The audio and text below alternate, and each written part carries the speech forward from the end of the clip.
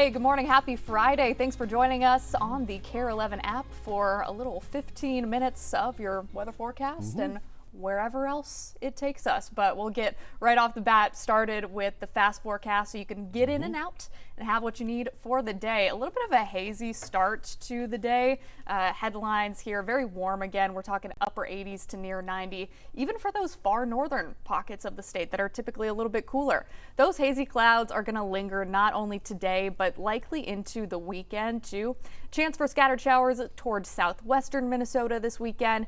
If that rainfall creeps toward the Twin Cities, I do think the best chance for that would be on Sunday. So here we go. Statewide forecast today, 88 in the Twin Cities. Similar temperatures across the board. Look at International Falls, though. I know. And isn't that called the ice box? It is. The ice box of the United States? It's not often that you see the warmest part of the state in International Falls, but that's certainly a possibility today just because they're going to see the most sunshine today. Okay. Yeah, there you go. And I feel like we always poke fun, too, at Grand Marais because it just seems like summer never happens there, but they're getting in on the low 80s today. Yep. So especially warmer on top of the hill. You get right next to the water, though. I imagine it's going to be quite a bit cooler in downtown Grand Marais versus on top of the hill. But yes, anywhere near Lake Superior the next couple of days. It's that weird time of year where the lake produces its own weather. The lake is a lot cooler. The water temperature of the lake is in the lower 50s. So you can imagine that giant refrigerator, any kind of onshore breeze, it feels a lot cooler down there. Yeah, and this is kind of like a weird little tangent. I'll try and make it quick, but I actually saw a video just yesterday about how people who maybe have not lived in the Midwest or maybe not lived next to Lake Superior or Lake Michigan don't fully grasp how powerful those bodies of water are because they have their own weather systems, they have currents, and they have, if you go to the beach, there's waves. It looks like the ocean. So it is really interesting how much influence those bodies of water have on temperatures and things like that. But I think overall, if you're maybe headed up north toward cabin country, you picked a good weekend for it. Water temperatures probably still pretty chilly, but air temperatures, those will be nice. Tomorrow and Sunday, not quite as warm as what we're forecasting today. And I think we mentioned earlier, the best chance for rain will be Sunday, mainly staying to our southwest, but it is something that we're keeping an eye on. And then I can't believe this. Monday, it's already June, which means day one of meteorological summer, day one of Atlantic hurricane season. So yeah, I mean, it's crazy. We're already getting all these things underway. We stay in the 80s all the way across the next 7. Best chance for storms Wednesday, Thursday, which is fitting considering that's getting into the first week of June, and that's typically our most active month for storms. And June's the wettest month, not only in terms of how much rainfall we see, but frequency of rain as well. We see rain the most often during the middle 2 weeks of June. And it looks like we'll see those storm chances return. It's worth noting, however, these are still isolated storm chances. We still don't have any widespread soaking rains in the forecast anytime soon. And we're at that point in the season where it's been a while since we've seen a decent rain. And based off the current forecast, we'll likely continue to see drought get worse before it gets better. We haven't had to talk about it because it's been non-existent, but just within the last couple of days, we saw the drought monitor update giving us the abnormally dry conditions. And unless we see some significant changes, we're going to see that turn into moderate drought here before we know it. Yeah, I'd be interested rather to see what that drought update looks like come next Thursday when they issue the new one. So that's right. One last thing we want to mention today too is there is an air quality alert for the Twin Cities metro area. It's not due to smoke from wildfires. It's due to something called ground level ozone, which we typically don't see a lot of. We see ozone air quality alerts maybe 2 or 3 times a year. This one goes from noon today until 9 p.m. So this ground level ozone, it's kind of weird. It's this, you think of ozone as being way up high in the atmosphere, right? Well, it is there, helping to protect us from the bad stuff from the sun, but also it can develop near the surface. Now what happens is you need a combination of things. You need warm temperatures, hot temperatures like we've had today. You need a good amount of sunlight. Those two things in combination with car exhaust, emissions from industrial plants and things like that, a combination of all that can create ozone, these volatile compounds that can lead to bad air quality. So this air quality alert is in effect noon until 9 p.m. It's mainly for for sensitive groups. So if you are in the category of having heart disease, lung disease, this can trigger asthma, things like that. And the weird part about it is ozone, it's a gas, it's not a particle. So even if you wear those N95 masks, that doesn't help. In fact, experts are saying that that's a bad thing to do because wearing one of those masks on a day like today will actually trap that gas near your face. And that's something that I did not know. I heard you say that earlier this morning, and I thought that's really fascinating because I have seen, not here in Minnesota, but other places where, I've lived in Texas, they have, and that's why I asked you about the frequency of air quality alerts here, because in the summertime there, they get one like every other day. Sure. And there are folks outside who wear a mask. And so it's interesting to know that actually could exacerbate things a little bit more. Yeah, and and we want to mention too, this is for ozone, it's not for smoke particles. Right. And that is when you do want to use the mask, Sure. right, to kind of limit your exposure there. But we don't have any smoke in the sky, and again, this is mainly for sensitive groups. We could see the air quality dip into that orange category during the afternoon and evening hours. So if you are part of those groups, you want to make sure you're taking a little bit extra precaution. You want to limit your strenuous activity during the afternoon hours. Air quality, I just looked, is good right now, but once we get into 2, 3 o'clock in the afternoon, that's when some of those compounds will start to react. So something to be in mind. It's a colorless gas, it's odorless, you can't see it, you can't taste it, but you just need to be mindful that that could be developing over the next few hours into the afternoon and evening hours. So be mindful of that.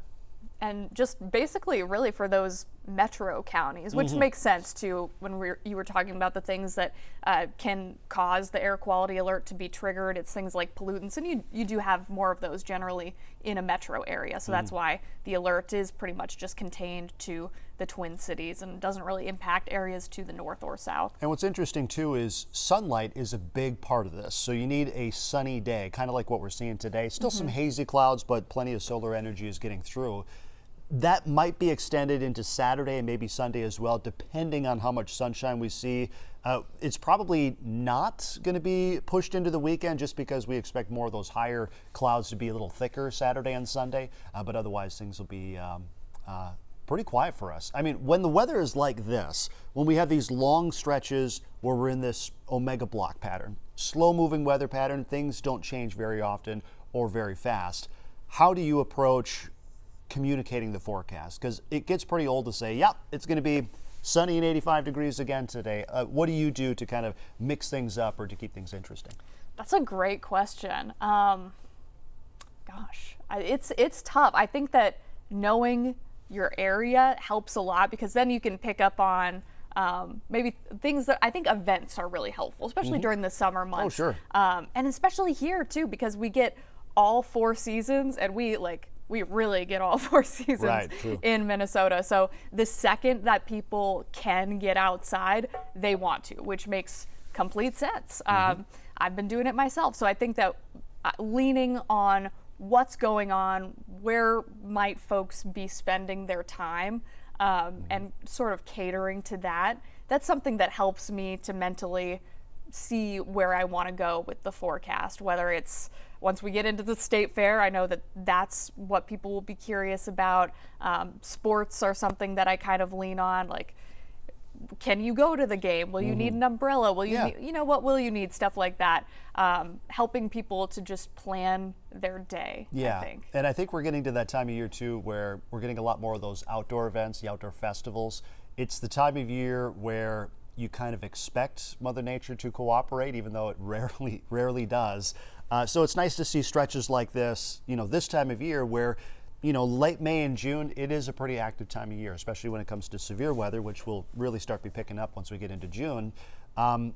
It's nice to have these stretches where, let's say you are planning some of those outdoor events, you're like hoping and praying for nice weather. And then finally it gets here and it's like, I don't even know why I was worried. Yeah. It's gorgeous outside. One thing I like to do, I like to look at, stuff beyond the weather that you can still see. Like this weekend we have the full moon.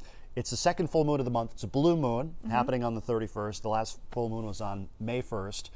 So I like looking at that and things that you can see that's maybe not necessarily truly weather related, but still Sure. kind of in that kind of sciencey realm, which is fun. Yeah, I think that kind of stuff is fun too, and it's a fun challenge too because it's things that maybe we didn't have a class about, Right. things like that in school. I mean, maybe some folks probably did, but you learn something when you dig into that stuff too. And Ben showed me, I talk about all the time, the coolest website ever that shows you what happened on this day in terms of weather. Yeah, like Minnesota weather history or something like So that. I like doing that too, especially when there was something really crazy I looked at today. There was not really anything, but Oh, I do know something that happened today. really? Yeah. Okay, I'll let you have it in a second. But like, I think it's helpful to be like, maybe not helpful, but it's fun to be like, okay, well, hot today, but it's been hotter, or like, we've seen worse, or can you believe this happened? So Yeah, it kind of puts the day into perspective too. Sure. Like I think normal highs for today is like low to mid 70s. So the fact that we're going to be in the upper 80s is,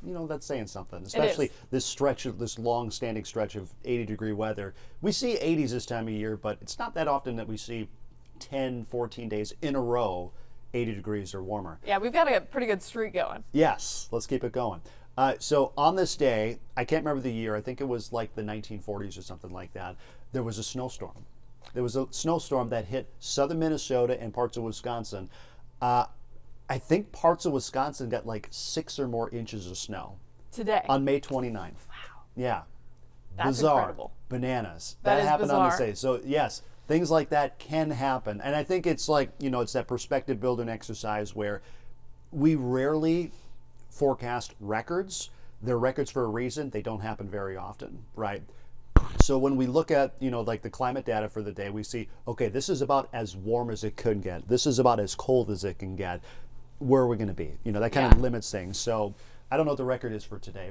Probably not going to be record setting today with the high clouds, but still, it's a nice way to kind of bring that knowledge in when you're forecasting.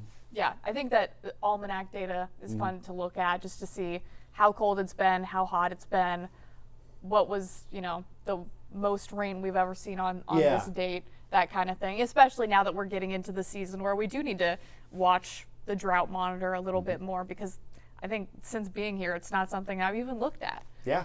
It will become a story, and unless we see some drastic changes with our forecast, which I don't see anything major, even with the rain chances later next week, I think we're going to stick with the drier than average weather for at least a while.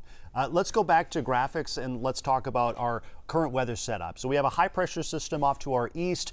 That's going to hang tough over the next couple of days. It's keeping most of Minnesota and especially Wisconsin totally dry. Now you will see some rain showers and thicker clouds off to our west. There's a little stream of moisture that's moving in. It's not really associated with any kind of frontal system, but we have elevated levels of moisture here. And you can see this with this forecast map that kind of lingers into the Dakotas, parts of Iowa, and eventually southwestern Minnesota. And that moisture surge will provide areas in far western and southwestern Minnesota with a chance for scattered showers, not only Sunday or Saturday, but also into Sunday as well. This is microcast, which is going to highlight that as well. It's also going to show us why International Falls is going to be 90 degrees today.